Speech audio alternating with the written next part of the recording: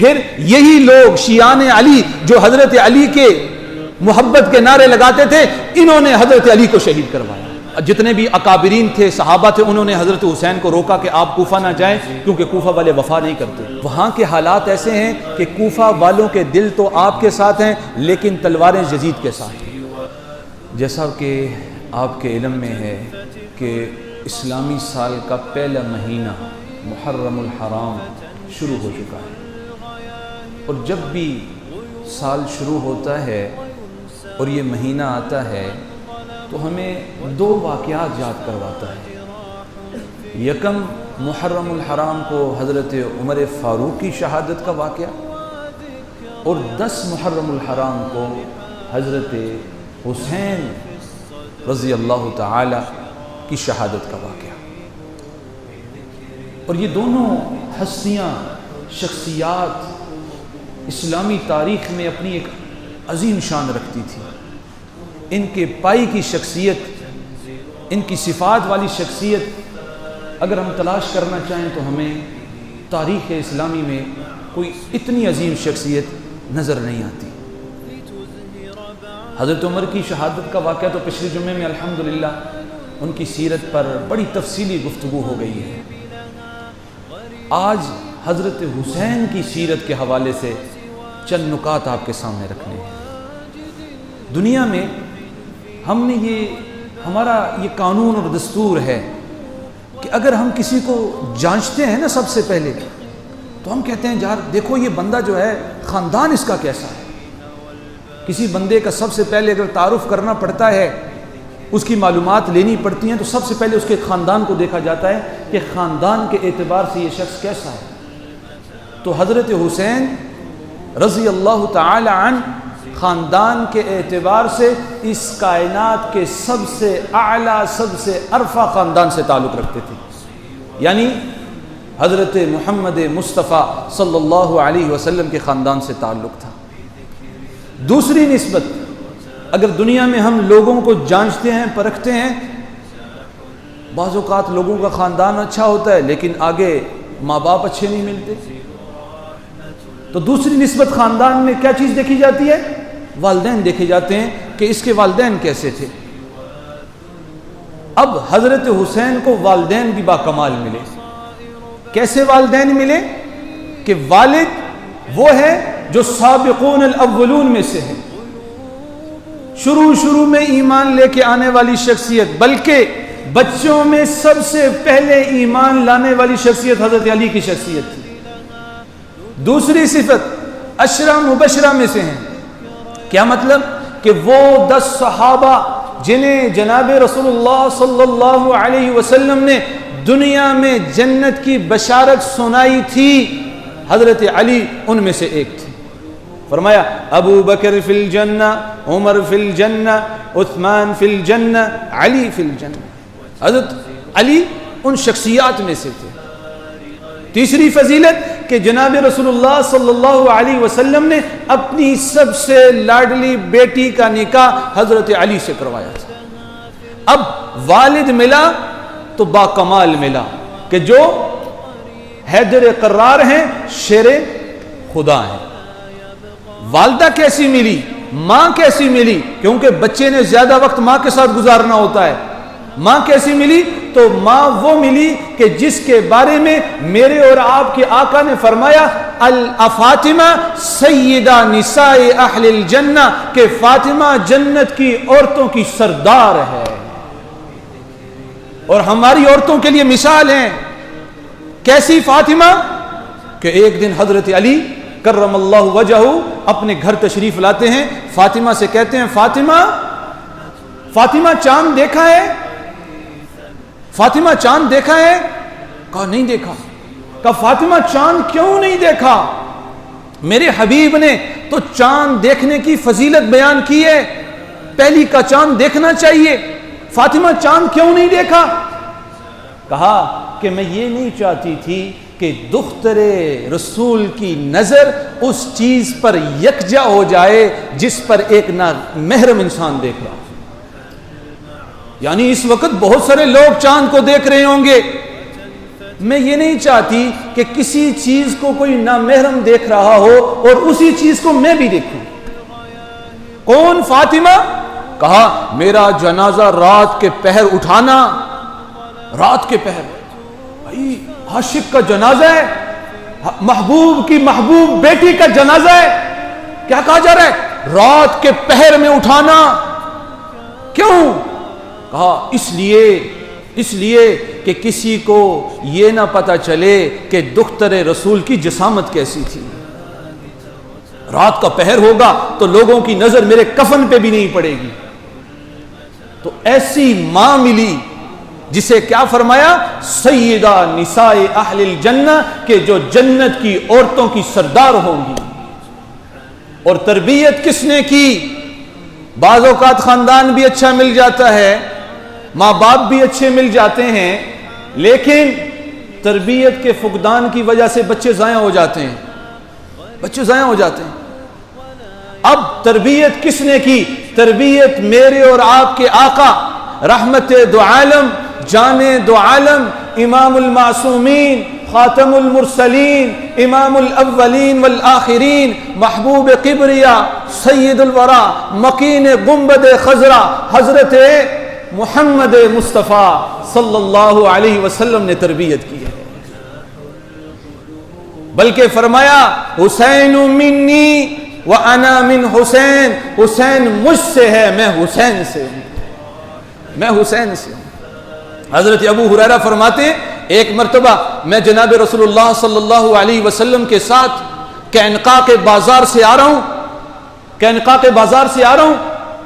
اور جناب رسول اللہ صلی اللہ علیہ وسلم سیدھا اپنی بیٹی فاطمہ کے گھر کی طرف جاتے ہیں. گھر میں جاتے ہیں، پوچھتے ہیں فاطمہ صاحبزادے کہاں ہیں، بچے کہاں ہیں؟ تو تھوڑی دیر ہوتی ہے، حضرت حسنین کریمین دوڑتے دوڑتے آتے ہیں، جناب رسول اللہ صلی اللہ علیہ وسلم کو اپنے سینے کے ساتھ لگا لیتے ہیں، رسول اللہ صلی اللہ علیہ وسلم کے ساتھ چمٹ جاتے ہیں. اور حضور فرماتے ہیں حضرت ابو ہریرہ روایت نقل کر رہے ہیں، حضور فرماتے ہیں اے اللہ، یا ربا، اے خدایا، میں ان سے محبت کرتا ہوں، تو بھی ان سے محبت کر. اللہ، میں ان سے محبت کرتا ہوں، تو بھی ان سے محبت کر. اور اللہ اس سے بڑھ کے فرمایا، اللہ تو ان سے محبت کر جو ان دونوں سے محبت کرے، جو ان دونوں سے محبت کرے، یا اللہ تو ان سے محبت کر. حضرت حسنین کریمین اس مزاج کی شخصیت تھی، اس پائی کی شخصیت تھی. ایک مرتبہ جناب رسول اللہ صلی اللہ علیہ وسلم کو اللہ کی طرف سے خواب میں دکھایا جاتا ہے. کیا دکھایا جا رہا ہے؟ کہ حضرت حسین کو ذبح کیا جا رہا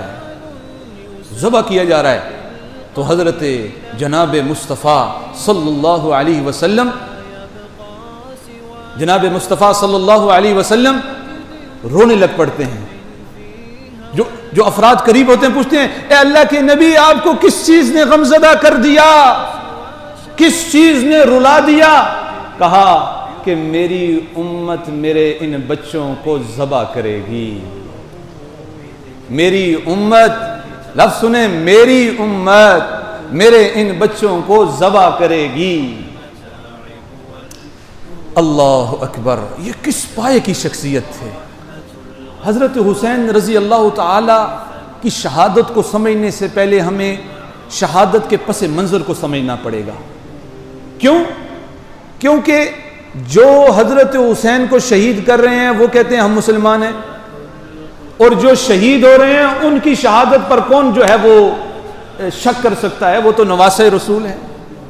تو قاتل حسین بھی یہ دعویٰ کرتے تھے کہ ہم مسلمان ہیں، اور جو شہید ہو رہا ہے وہ تو واقعی جناب رسول اللہ کے نواسے تھے اور مسلمان تھے. تو کیسے، کیا واقعہ رونما ہوا کہ مسلمان ایک دوسرے کے آمنے سامنے آ گئے؟ وجہ کیا بنی؟ اس کے لیے ہمیں تھوڑا سا پس منظر کی طرف جانا پڑے گا، تاریخ کے کچھ اوراق کو پلٹنا پڑے گا. اور یہ بارہا میں یہ بات آپ کو بتا چکا ہوں. جب جناب رسول اللہ صلی اللہ علیہ وسلم مدینے میں آئے تو مدینے میں 3 یہود کے قبیلے آباد تھے. میں نے بہت دفعہ پوچھا ہے, بتایا آپ کو کون کون سے قبیلے تھے؟ 3. ایک کون سا تھا؟ بنو نذیر, دوسرا بنو قینقاع, اور تیسرا بنو قریظہ. یہ 3 قبیلے یہودیوں کے مدینے میں آباد تھے. اور مشرکین کے 2 قبیلے تھے, ایک اوس ایک خزرج. یہ دونوں مشرکین تھے اور یہود کے 3 قبیلے تھے. اب یہود جو تھا وہ معاشی اعتبار سے بڑا مضبوط تھا, اس کے پاس مال تھا, پیسہ تھا, جیسے آج بھی یہود کے پاس دنیا میں پیسہ ہے, اسی طرح اس وقت بھی تھا. اور یہود کیا کرتے تھے؟ سود پر پیسہ دیتے تھے. جو پیسہ بنا تھا نا ان کا, اس کی وجہ سود پر پیسہ دیتے تھے. اب سود پر پیسہ دیتے تھے. کسی غریب نے پیسہ لے لیا, 1000 درہم لے لیا, 2000 لے لیا. اب جب پیسہ دینے کی باری آتی تو اب ایک تو نہیں دینا, کتنا دینا ہے؟ 1500 درہم دینا ہے. جس نے 1000 لیا اس نے 1500 دینا ہے.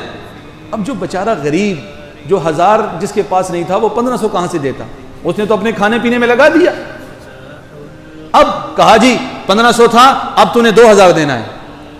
تو وہ جو مشرکین تھے وہ ان کے غلام بنتے گئے, آہستہ آہستہ آہستہ ان کے اثر رسوخ میں آتے گئے. دوسری وجہ یہ بنی کہ جو مال ان کے پاس تھا, تجارت ان کے پاس تھی, تو مال, تجارت, تیسری چیز, اب 2 چیزیں تھی تو حکومت بھی ان کے پاس آ گئی, سرداری بھی یہودیوں کے پاس.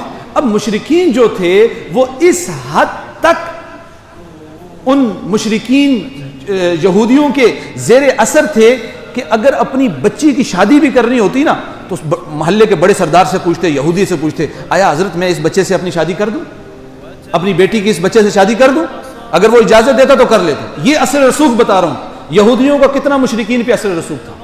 اب ہوتا یہ ہے کہ بعض جو ہیں لوگ مدینے سے ہجرت کر کے مکے جاتے ہیں, جناب رسول اللہ صلی اللہ علیہ وسلم کی دعوت پر مسلمان ہوتے ہیں, آہستہ آہستہ مدینے میں اسلام آتا ہے, لوگ مسلمان ہوتے جاتے ہیں, اور اتنے میں رسول اللہ صلی اللہ علیہ وسلم مدینے میں ہجرت کر کے چلے جاتے ہیں. اب جب رسول اللہ ہجرت کر کے آتے ہیں تو یہود کو بہت بڑا جھٹکا لگتا ہے. پہلا جھٹکا یہ لگتا ہے کہ وہی مشرکین جو اب مسلمان تھے, جو انصار صحابہ تھے, ان کی محبتیں یہود سے کٹ کر کس سے ہونے شروع ہو گئی؟ جناب رسول اللہ صلی اللہ علیہ وسلم سے.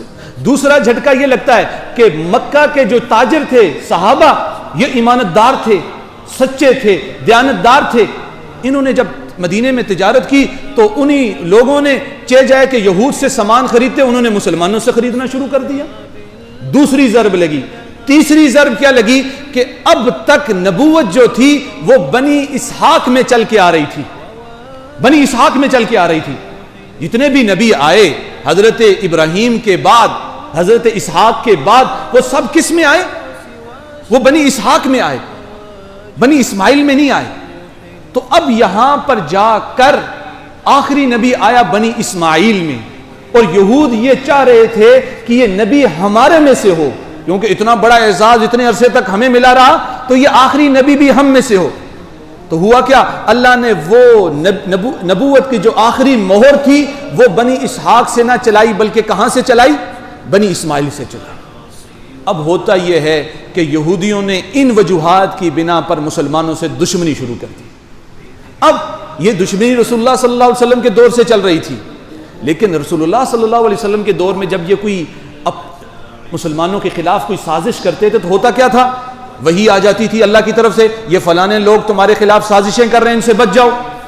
کیونکہ جناب رسول اللہ پر وحی آ رہی ہے تو آٹومیٹکلی پتہ چل جاتا تھا. لیکن جب رسول اللہ کا وصال ہوا, حضرت عمر, حضرت ابو بکر صدیق کا دور آیا, اس دور میں انہوں نے سازشیں کی. جیسے کچھ سازشیں جیسے مانی زکوٰۃ دینے کا انکار کر دیا, لیکن حضرت ابو بکر نے اس پر کنٹرول کر لیا. پھر وہ 2 سال کا مختصر سا عرصہ تھا. اس کے بعد حضرت عمر کی خلافت کا دور آتا ہے. حضرت عمر کی خلافت رہی تقریباً 10 سال. اور ہوتا کیا ہے, ان 10 سالوں میں چونکہ حضرت عمر کی تو رویہ آپ کو پتہ ہے کتنا جلالی تھا اور کتنا سخت مزاج تھا, تو یہودیوں کو مسلمانوں کے خلاف سازش کا موقع نہیں ملا. اور انہوں نے یہ سمجھ لیا کہ یہ جو اسلام پھیل رہا ہے, روز بروز ترقی کر رہا ہے, اس کی وجہ لگتا ہے کہ عمر ہے. انہوں نے سازش کی, حضرت عمر کو شہید کروا دیا. ابو لؤلؤ فیروز ایک مجوسی تھا, اس نے نماز کے دوران حضرت عمر کو شہید کر دیا. تو یہودی نے سمجھا ہم کامیاب ہو گئے. اب ہوتا یہ ہے انہیں کیا خبر تھی کہ اسلام جو ہے وہ شخصیات کا پابند نہیں ہے، اسلام تو اجتماعیت کا پابند ہے کہ جب تک مسلمان ایک جسم ایک جان ہوں گے تو کوئی مائی کا لال مسلمانوں کے خلاف سازش نہیں کر سکے گا. اب یہ ہو جاتا ہے، حضرت عمر شہید ہوتے ہیں، حضرت عثمان کا دور آتا ہے. اب تک اسلام 22 لاکھ مربع میل تک پہنچ چکا ہے. اس کے بعد حضرت عثمان کا دور آتا ہے، حضرت عثمان کی خلافت آتی ہے. حضرت عثمان کی خلافت کے دور میں اسلام جو ہے وہ 22 سے 44 لاکھ میں پہنچ جاتا ہے. کتنا؟ 44 لاکھ مربع میل پر اسلام کی حکومت ہو جاتی ہے. اب یہودی دوبارہ بیٹھتے ہیں، جناب یہ تو ہم سمجھ رہے تھے عمر کی وجہ سے دین پھیل رہا ہے، یہ تو ان کی اجتماعیت کی وجہ سے دین پھیل رہا ہے، اب کیا کریں؟ کہا جی ایک حل ہے کہ ہم نفاق کے ذریعے اسلام میں داخل ہو جائیں اور مسلمانوں کو توڑ کر رکھ دیں. اب سوچا کیا صورت بن سکتی ہے جس سے مسلمانوں کو توڑا جا سکتا ہے. تو جو بڑے بڑے بوڑھے تھے نا پرانے، انہوں نے کہا ہاں بنو امیہ میں اور بنو ہاشم میں آپسی اختلافات ہیں. وہ یہ جب مسلمان نہیں ہوئے تھے تو ایک قبیلہ تھا کون سا؟ جناب رسول اللہ کا قبیلہ بنو ہاشم، اور ایک قبیلہ تھا کون سا؟ حضرت عثمان کا قبیلہ بنو امیہ. ان کے آپس میں کچھ تنازعات تھے، لیکن جب اسلام آیا تو یہ تنازع، یہ اختلافات سارے دب کر رہ گئے، بیٹھ کر رہ گئے. تو کامیابی کی ایک ہی صورت ہے کہ ہم اس تنازع کو ابھارنا شروع کر دیں، اس تنازع کو اٹھانا شروع کر دیں. اب یہودیوں نے کہا کہ ہم بنو ہاشم ہیں، اور بنو جو ہے نا وہ اپنے آپ کو جو ہے وہ حضرت علی کا دیوانہ کہتے تھے کہ ہم جو ہے نا شیعان علی ہیں. انہوں نے نعرے لگانا شروع کر دیے، کہنا شروع کر دیا یہ خلافت عثمان کی نہیں ہے، بنو امیہ کی نہیں ہے، یہ خلافت کس کی ہے؟ یہ بنو ہاشم کی ہے.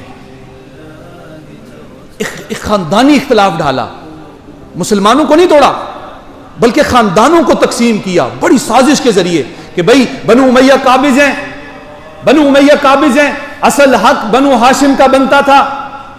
اب ہوتا کیا ہے، اسی سازش کے تحت حضرت عثمان کو شہید کر دیا جاتا ہے. اب اس کے بعد حضرت علی کی حکومت آتی ہے. حضرت علی کی حکومت میں کیا ہوتا ہے، یہ اختلافات میں گھری رہتی ہے. 2 سال تھے لیکن انتشار اور اختلافات میں رہتے ہیں. پھر یہی لوگ شیعان علی جو حضرت علی کے محبت کے نعرے لگاتے تھے، انہوں نے حضرت علی کو شہید کروایا. اس کے بعد حضرت حسن کا دور آتا ہے، حضرت معاویہ کا دور آتا ہے. حضرت حسن حضرت معاویہ سے جو ہے نا وہ صلح کر لیتے ہیں، ان کے ہاتھ میں دستبردار ہو جاتے ہیں، اور حضرت معاویہ رضی اللہ کی خلافت چلتی ہے تقریباً 20 سال. کتنے سال؟ 20 سال. اور یہ 20 سال بڑے امن کے رہتے ہیں، بڑے سکون کے رہتے ہیں، بڑے محبت اور اتفاق کے رہتے ہیں. تو بڑے بڑے جو حضرات تھے حکومت کے، انہوں نے حضرت معاویہ سے کہا کہ دیکھیں ہم نے بڑے اختلافات دیکھے ہیں، ہم نے بڑی شہادتیں دیکھی ہیں، ہم نے بڑے بڑے صحابہ کو ذبح ہوتے ہوئے دیکھا ہے، تو آپ ایک کام کریں، اپنے بعد اپنے نائب کا اعلان کر دیں، اپنے نائب کا اعلان کر دیں. وہاں سے حضرت معاویہ پہلے تو مانتے نہیں، پہلے تو اس بات کو مانتے نہیں کہ یہ تو بادشاہت کی طرف ہم چلے جائیں گے، ہم خلافت سے نکلیں گے اور بادشاہت کی طرف چلے جائیں گے، تو میں کسی کو نامزد نہیں کرتا. لیکن وہ کسی طرح سے قائل کر لیتے ہیں. تو کہتے ہیں کسے کریں؟ کہا جی اپنے بیٹے یزید کو کریں. حضرت معاویہ نے کہا میں یزید کو حکمران نہیں بنا سکتا. تو حضرت نے جتنے بھی بعض بڑے بڑے لوگ تھے انہوں نے کہا کہ یہ جو لوگ ہیں آپ کی رعایا میں، یہ کبھی بھی کسی اور بندے پر یکجا نہیں ہوں گے سوائے یزید کے. کیوں؟ کہ وہ آپ کا صاحبزادہ، اس لیے اختلافات نہیں ہوں گے. اگر باہر سے کسی بندے کو لاؤ گے تو پھر حکومتیں ٹوٹ جائیں گی، جماعتیں بن جائیں گی، تقسیم ہو جائیں گی. تو بڑی مشکل سے حضرت معاویہ کو وہ راضی کر لیتے ہیں. اب بڑے بڑے صحابہ حضرت عبد الرحمن بن ابی بکر، حضرت عبداللہ بن عمر، حضرت عبداللہ بن زبیر، حضرت عبداللہ بن عباس، جو بڑے بڑے اس وقت پائی کے صحابہ موجود تھے، انہوں نے یزید کی بیعت کرنے سے انکار کر دیا. حضرت حسین بن علی بھی تھے، انہوں نے اس یزید کی بیعت کرنے سے انکار کر دیا. اب ہوتا یہ ہے حضرت معاویہ کا انتقال ہوتا ہے اور یزید کی حکومت آتی ہے. یزید جب بادشاہت کے تخت پر بیٹھتا ہے تو سب سے پہلا آرڈر یہ دیتا ہے کہ جن لوگوں نے میری بیعت نہیں کی تھی انہیں پکڑو. حضرت حسین کو پتہ چلتا ہے، وہ لمبا واقعہ ہے، حضرت حسین کوفہ کی طرف چل پڑتے ہیں. جتنے بھی اکابرین تھے، صحابہ تھے، انہوں نے حضرت حسین کو روکا کہ آپ کوفہ نہ جائیں، کیونکہ کوفہ والے وفا نہیں کرتے، کوفہ والے بغاوت کرتے ہیں. ایک مرتبہ حضرت عبداللہ بن عمر سے کسی نے پوچھا، حضرت یہ حج کے دنوں میں اگر کوئی بندہ مچھر مار دے تو کیا اس سے جو ہے بندے پر دم لازم آ جاتا ہے؟ کیا دم لازم آ جاتا ہے؟ تو حضرت عبداللہ بن عمر نے کہا، عراقیوں سے کہا کہ تم نے حسین کو قتل کر دیا، تم مجھ سے جو ہے مچھر کے بارے میں فتویٰ پوچھتے ہو؟ تم تو وہ لوگ ہو جنہوں نے حسین ابن علی کو قتل کیا ہے اور مسئلہ پوچھنے آئے ہو مچھر کا؟ کتنے ظالم ہو تم لوگ. اب ہوتا یہ ہے حضرت حسین جو ہے وہ کوفہ کی طرف چل پڑتے ہیں. کوفہ کی طرف جا رہے ہیں، راستے میں ایک شاعر ہے فرزدق، حضرت حسین کو ملتا ہے، اور حضرت حسین نے اپنا ایک نمائندہ مدینہ میں کوفہ کی طرف بھیجا ہوتا ہے جن کا نام ہے مسلم بن عقیل. ان کو وہاں پہ شہید کر دیا جاتا ہے. پہلے وہ بیعت کرتے ہیں، جب عبید اللہ بن زیاد ان پر پریشرائز کرتا ہے، انہیں ڈراتا ہے، تو وہ جو ہے وہ حضرت حسین کی بیعت کو چھوڑ دیتے ہیں کوفہ والے. اور حضرت مسلم بن عقیل خط لکھتے ہیں حضرت حسین کی طرف، جو حضرت حسین کے نمائندے ہوتے ہیں کوفہ میں، کہ حضرت یہاں پہ جتنے بھی لوگ ہیں وہ آپ سے دستبردار ہو چکے ہیں، اس لیے آپ مدینے کی طرف، کوفہ کی طرف نہ آئیں. اب راستے میں ایک اور شخص ملتا ہے جس کا نام تھا فرزدق. حضرت حسین پوچھتے ہیں، وہ پوچھتا ہے حضرت حسین سے کہ کہاں جا رہے ہیں؟ تو حضرت حسین بات کو تبدیل کرتے ہیں، بتاتے ہیں، کہتے ہیں ہاں تو کوفہ کا ہے، تو کوفہ کے حالات کیسے ہیں؟ تو فرزدق کہتا ہے کہ اے نواسہ رسول، وہاں کے حالات ایسے ہیں کہ کوفہ والوں کے دل تو آپ کے ساتھ ہیں لیکن تلواریں یزید کے ساتھ ہیں. تلواریں آپ کے ساتھ نہیں ہیں، دل ان کے تھوڑی دیر کے لیے آپ کے ساتھ ہو سکتے ہیں، لیکن اگر لڑنے کی باری آئے تو وہ آپ کے خلاف لڑ رہے ہوں گے، آپ سے لڑ رہے ہوں گے. تو حضرت حسین کو ایک تو یہ دھچکا لگتا ہے، دوسرا دھچکا یہ لگتا ہے کہ مسلم بن عقیل جو ان کے نمائندے ہیں ان کو شہید کر دیا جاتا ہے. یہ دو دھچکے لگتے ہیں. تو اب حضرت حسین جو ہیں اپنے لوگوں سے مشورہ کرتے ہیں کیا کیا جائے. تو جو مسلم بن عقیل کے بچے تھے، بنو عقیل، جو حضرت مسلم بن عقیل کے خاندان والے تھے، انہوں نے کہا ہم اپنے بڑے باپ کا، اپنے قبیلے کے سردار کا بدلہ لیں گے، مسلم بن عقیل کا بدلہ لیں گے، ہم واپس نہیں جاتے. تو حضرت حسین کیونکہ اتنے کہ ایک بندہ ان کی وجہ سے گیا ہو، تو حضرت حسین نے کہا ہاں میں بھی تمہارے ساتھ جاؤں گا، میں بھی تمہارے ساتھ لڑوں گا. حضرت حسین جاتے ہیں لڑنے کے لیے. پتہ تھا چند لوگ ہیں، کوفہ والے سارے پھر چکے ہیں، سب کچھ پتہ ہونے کے باوجود، لمبا واقعہ، وقت پورا ہو چکا ہے، حضرت حسین کو وہاں شہید کر دیا جاتا ہے. حضرت حسین کو وہاں نیزے پر ان کے سر کو چڑھا دیا جاتا ہے. بڑا دردناک واقعہ ہے، کبھی موقع ملا تو انشاءاللہ آپ کو بیان کروں گا. لیکن آخر یہ کہ حضرت حسین کو اس جنگ میں شہید کر دیا جاتا ہے. اب یہ تمام قصہ کیا میں نے آپ کو صرف ٹائم پاس کرنے کے لیے سنایا ہے؟ کیوں سنایا ہے؟ کہ حضرت حسین کربلا میں گئے کیوں؟ ضرورت کیوں پیش آئی؟ کیا انہیں حکومت چاہیے تھی؟ کیا انہیں بادشاہت چاہیے تھی؟ کیا انہیں عزت چاہیے تھی؟ اور کتنی عزت تھی، اور کتنی عزت ان کو مل سکتی تھی؟ وہ تو نواسہ رسول تھے، بادشاہت کے وہ طالب تھے نہیں، دنیا کے طالب تھے نہیں.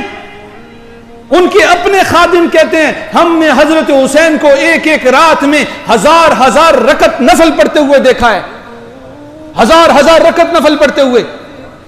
ایک دفعہ ایک خادم آتا ہے، مہمان گھر میں آتا ہے، خادم سے کہتے ہیں جا کے کچھ سالن لے کر آؤ. وہ بڑی تلاش کے بعد ایک پیالہ لے کے آتا ہے یخنی کا، جلدی میں لا رہا ہوتا ہے کہ کہیں حضرت حسین کا حکم نہ ٹوٹ جائے. آتے آتے وہ پیالہ زمین پہ گرتا ہے اور وہ اس کی چھینٹیں حضرت حسین کے بدن پہ گرتی ہیں. اب انسان ہے، فطرتاً غصہ آتا ہے. حضرت حسین کو غصہ آیا تو اس کی طرف دیکھا تو وہ گھبرا گیا کہ آل رسول ناراض ہو گئے تو میرا کیا بنے گا. تو اس نے کہا، قرآن کی آیت پڑھی، والکاظمین الغیظ، مومن تو وہ ہوتے ہیں جو غصے کو پی جاتے ہیں، تو حضرت حسین نے جیسی قرآن کی آیت سنی کہا ہاں میں نے اپنا غصہ پی لیا. اس نے دوسری آیت پڑھی، والعافین عن الناس، وہ لوگوں کو معاف بھی کرتے ہیں. حسین نے کہا ہاں تجھے معاف کیا. پھر آخری اس نے کہا واللہ یحب المحسنین، اللہ احسان کرنے والوں سے محبت کرتا ہے. حضرت حسین نے کہا جا تجھے میں نے اللہ کے لیے آزاد کر دیا. انہیں تو پیسے کی جائے نہیں تھی، انہیں تو مال چاہیے ہی نہیں تھا. کیوں کربلا کا واقعہ پیش آیا؟ کیوں؟ تاکہ کوئی ظالم آدمی نبی کے تخت پر نہ بیٹھے، نبی کی خلافت پر نہ بیٹھے، نبی کے مسلمانوں کے امیر نہ بن سکے، مسلمانوں کا امیر نہ بن سکے، کوئی ظالم، کوئی جابر مسلمانوں کا بادشاہ نہ بن سکے، اس لیے حضرت حسین نے قربانی دی ہے۔ پتا تھا کہ مجھے ذبح کیا جائے گا، کیوں ذبح ہوئے؟ تاکہ آنے والی نسلوں کو یہ پیغام دے سکیں، سمجھا سکیں، بتا سکیں کہ جناب کل تم یہ دلیل نہ بنا لینا کہ ہاں حسین نے بھی یزید کے ہاتھ پہ بیعت کر لی تھی تو ہم بھی کر لیتے ہیں۔ اپنے آنے والی نسلوں کو یہ جواب دیا، یہ پیغام دیا کہ کبھی بھی ظالم کے ساتھی نہ بننا، کبھی بھی ظالم کے ساتھ نہ کھڑے ہونا، ہمیشہ مظلوم کے ساتھی بننا، ہمیشہ مظلوم کے ساتھ کھڑے ہونا۔ میرے حبیب حضرت محمد مصطفیٰ ایک مرتبہ ایک قبر کے پاس سے گزر رہے ہیں، اور فرمایا اس قبر والے کو عذاب قبر ہے، یہ عذاب قبر میں مبتلا ہے۔ صحابہ نے پوچھا اے اللہ کے نبی یہ ان کو عذاب کیوں ہو رہا ہے؟ ان کو عذاب کیوں ہو رہا ہے؟ کہا ان کو عذاب اس لیے ہو رہا ہے کہ ایک مرتبہ ایک ظالم کسی پر ظلم کر رہا تھا اور یہ پار دور کھڑے ہو کر انہیں دیکھ رہا تھا، اس نے اتنا نہیں کیا کہ اس ظالم کو روک سکے، اس نے اتنا نہیں کیا کہ اس ظالم کا ہاتھ پکڑ سکے، یہ دور کھڑے ہو کر دیکھ کر چلا گیا، اس وجہ سے آج وہ عذاب قبر میں پکڑا ہوا ہے۔ الظلم ظلمات یوم القیامہ، ظالم قیامت کے دن اندھیرے کی شکل میں ہوگا، اندھیرے کی شکل میں ہوگا۔ آج کوئی ظالم ظلم کرتا ہے اور ہم دیکھ کر چپ کر جاتے ہیں تو یاد رکھنا کہ ہمارا حشر بھی وہی ہوگا جو جناب رسول اللہ صلی اللہ علیہ وسلم نے ظالم کا بتایا ہے، ظلم کو دیکھ کر خاموش ہونے والے کا بتایا ہے۔ تو حضرت حسین کی سیرت ہمیں یہ پیغام دیتی ہے کہ ہم جناب رسول اللہ صلی اللہ علیہ وسلم کی نظام کے لیے، اس کی سیرت کے لیے، اس کی شریعت کے لیے اگر اکیلے بھی ہیں، تنہا بھی ہیں، تو اپنی جان اس کے لیے لگا دیں، اپنا مال اس کے لیے لگا دیں، اپنی عزت اس کے لیے لگا دیں، اور آتی نسلوں کو یہ پیغام دے دیں جیسے حسین نے، اگرچہ کہ نظام اس وقت نہیں آیا لیکن اپنی جان دے کر یہ اعلان سنا دیا کہ ہاں میرے پاس اس نظام کو لانے کے لیے جان تھی، میں نے جان دے دی۔ تو ہم یہ نیت کریں کہ ہم بھی نظام مصطفیٰ کو لانے کے لیے اگر اکیلے بھی ہوئے تو اپنی جانوں کا نذرانہ پیش کریں گے۔ اللہ سے دعا ہے جو کہا جو سنا اس پر عمل کرنے کی توفیق عطا فرمائے۔